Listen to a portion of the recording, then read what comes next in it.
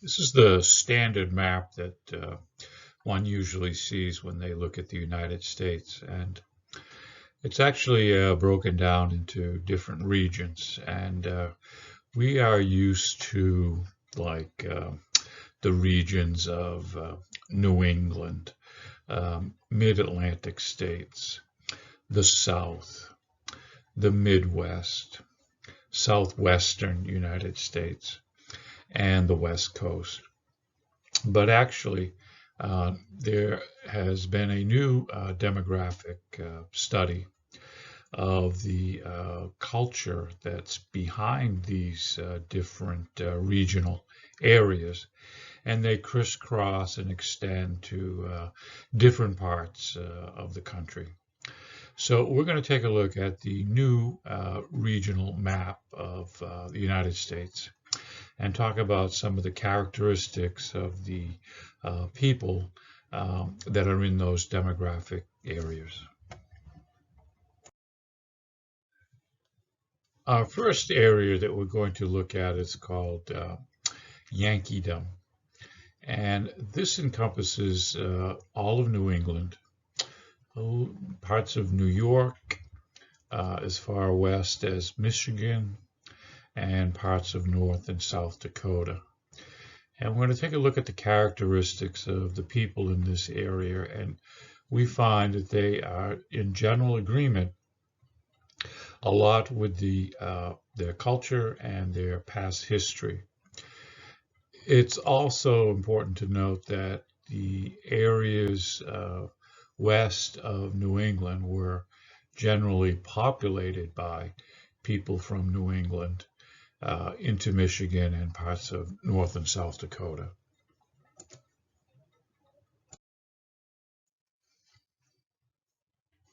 So as we can see that Yankeedom comprises of New England, parts of New York, the industrial Midwest, northern Pennsylvania, Minnesota, North and South Dakota. And this area was actually founded by the Puritans, which were part of New England, Boston area. And they are much more comfortable with government regulation than people in other regions of the United States. They put a high value on education and citizen participation in government, and they are okay with the assimilation of outsiders. They put a great emphasis on social engineering, denial of self for the common good, and again, the assimilation of outsiders. So these are very much Yankeedom demographic characteristics of the people in this region.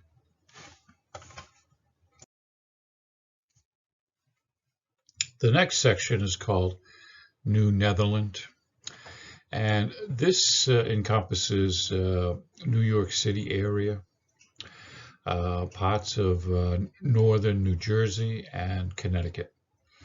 And this area was originally settled by the Dutch, and they retain many of the values of Dutch Western civilization. It is a region for global commerce and a profound tolerance for ethnic and religious diversity, and also a commitment to the freedom of inquiry and conscience, which is just another word for belief in science. It is also a magnet for immigrant and refugees and those persecuted by other regional cultures. So this is basically the New York City ethos.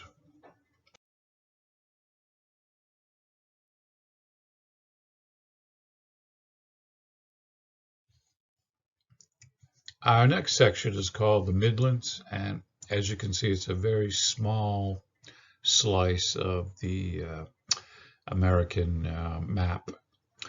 And this, instead of a British or Dutch influence, was very much German.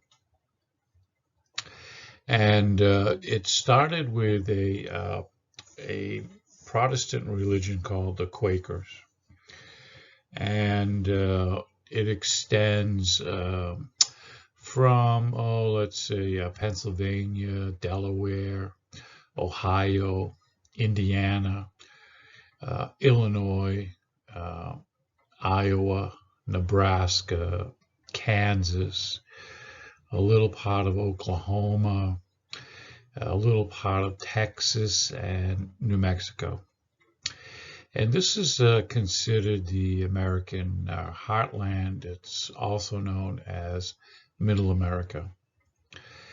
And the society here is pluralistic and really organized around the middle class. Again, more of a German rather than British majority at the time of the American Revolution. And it shares the Yankee belief that society should be organized to benefit ordinary people. But the difference is that it rejects top-down government intervention.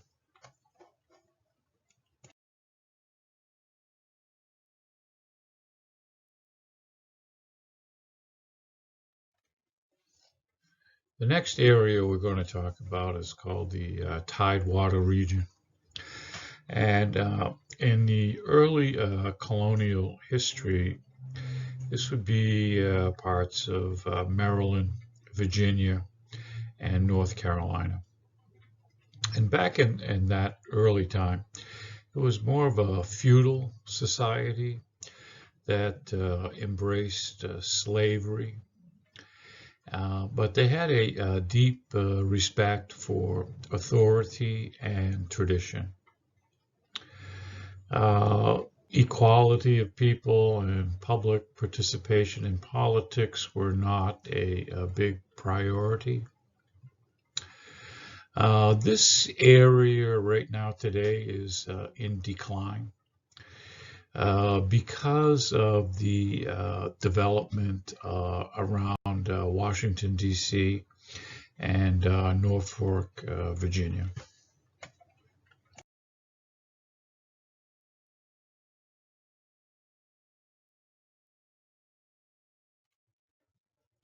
So our next area is called Greater Appalachia. And in the beginning, historically, it sided with the North during the Civil War. But currently today, it is more akin or more like the southern states. And they really dislike the federal government. They are very suspicious of the rich and Yankeedom. So this area is part of southwestern Pennsylvania, West Virginia, Kentucky, Tennessee, Arkansas, parts of Oklahoma, and Texas. They are kind of a warrior ethic, and they have a commitment to personal sovereignty and individual liberty. This is also the great coal mining area of United States. So take a look at the video on the next slide about coal mining. Our next section is the Deep South, which traces its roots to slave societies in the West Indies. And democracy was reserved for the privileged. And many people were resigned to a life of servitude. The Deep South spans from North Carolina, South Carolina, Georgia, northern Florida, Alabama, Mississippi, northern Louisiana, and parts of eastern Texas. It was a caste system, and it was eventually smashed by outside intervention during the Civil War. The people in the Deep South tend to fight against the expansion of federal power. They dislike taxes on the wealthy and corporate and environmental regulations.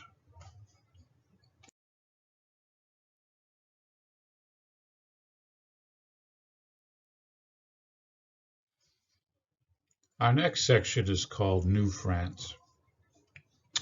And you'll notice that this is right in the middle of the Deep South. And it's also part of Canada next to New England. So this area was predominantly ruled by the French, and it had a long history of imperial oppression. But today, the people that live in New France today are quite down to earth.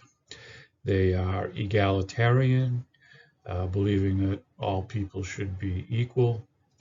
They are consensus driven, and they are among the most liberal people on the continent. They are usually tolerant of attitude towards gay and people of all races, and are ready to accept government involvement in the economy. This is a multicultural region. They are comfortable with government involvement in the economy.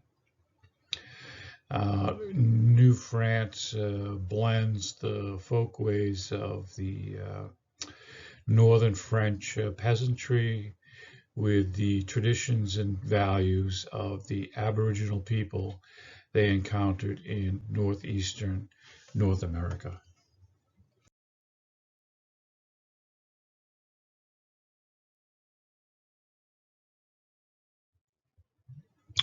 The next section is called El Norte, and as you can see, it extends into the northern part of Mexico, and it encompasses parts of southwestern Texas, New Mexico, Arizona, Southern California, and it's really a place apart from the rest of North America.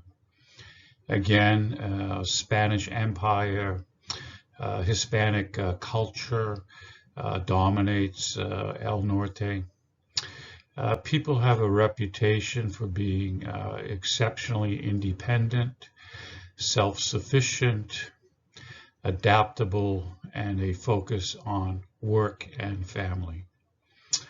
El Norte is a hotbed of democratic reform and revolutionary settlement.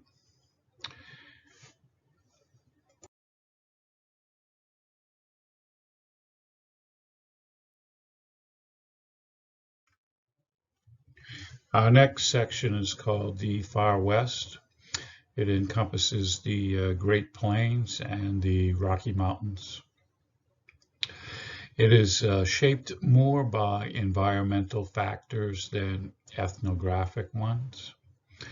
It includes the areas of the western North and South Dakota, Nebraska, Kansas, Montana, Wyoming, Colorado, Utah, Idaho, Nevada, Arizona, New Mexico.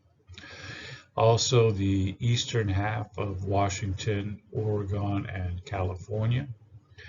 And it includes parts of Anchorage and Fairbanks, Alaska.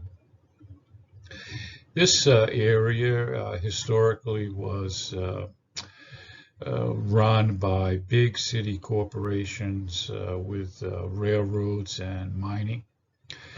So it has left people here very resentful of their dependent status, and far Westerners direct their anger at the federal government.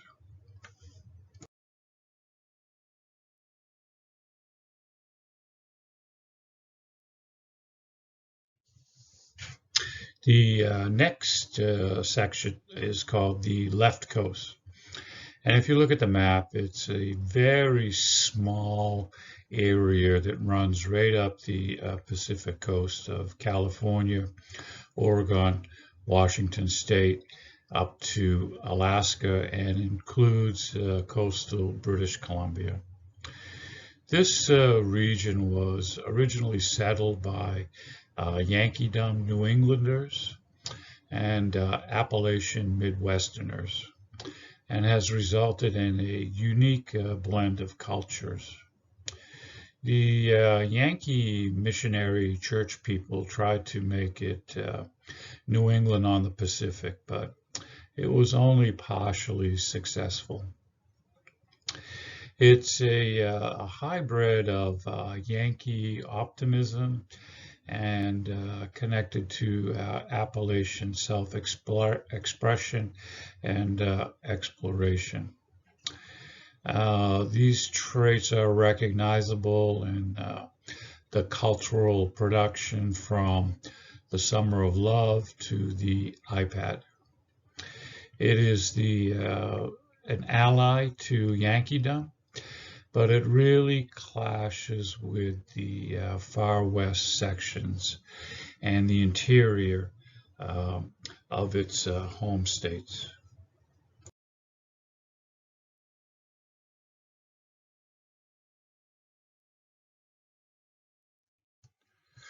Our next area is called the First Nations, or the First Peoples of North America. As you can see, it encompasses quite a large area of North America. And in some of the following slides, we'll take a look at the reservations in the southern part of North America in the United States. Predominantly New Mexico, Arizona. They have the largest reservations in the lower 48. Okay, so the history of colonial contact with the First Nations is a story of tragedy that is seen even today. To me, personally, this story is worse than slavery. And it's an ongoing social justice issue that my generation and the generations to follow will have to face and try to resolve.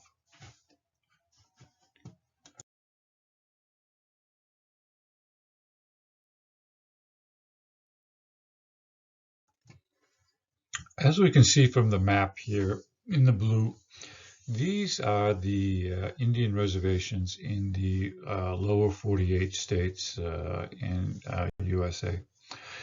And a lot of these reservation areas are, in a sense, independent countries within the United States.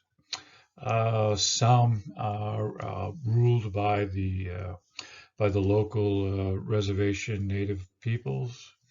They have their own schools, roads, police forces, and some have even their own passports.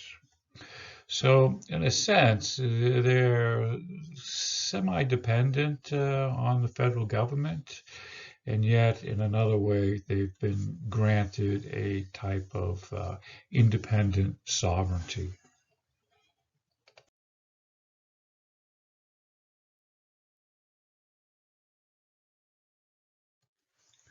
Our next area is the islands of Hawaii. And Hawaii is a mix of many different cultures.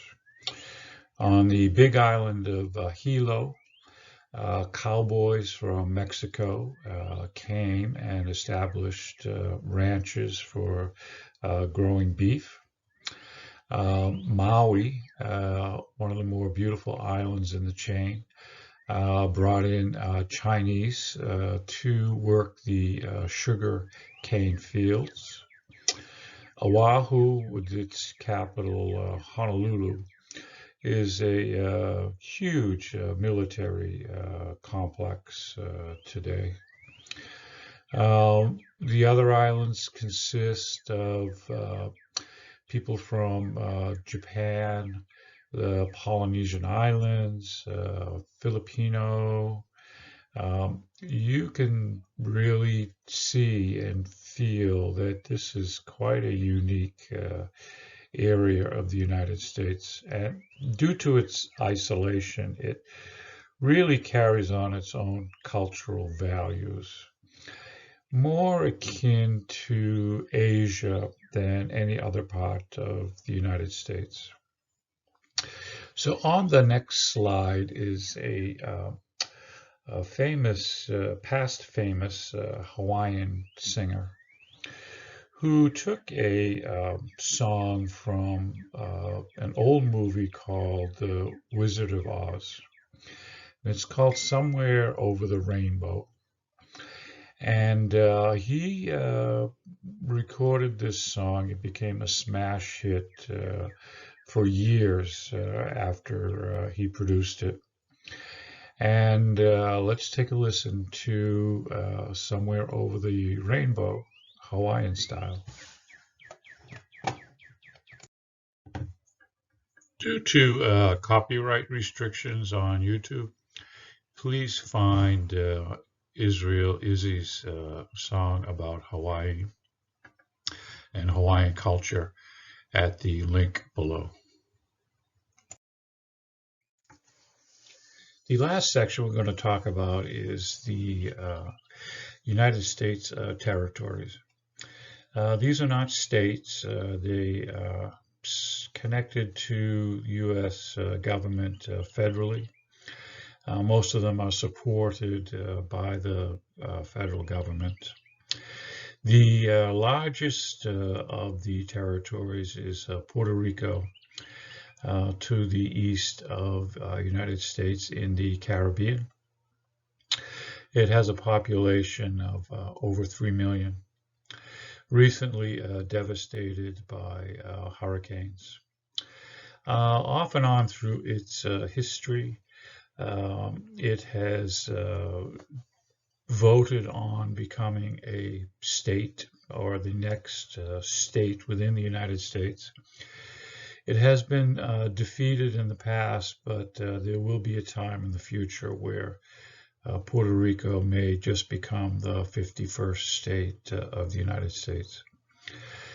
It's also important to note in the western part of the Pacific, far to the west is an island called Guam, which is the largest of all of the U.S. territories in the Pacific, which is a huge military base and operation. Again, these are connected and supported by the federal government, but they are not represented in the Congress or the Senate. So they have very limited voting rights. And yet the young men from these islands can be called up in the time of war to serve in the U.S. military.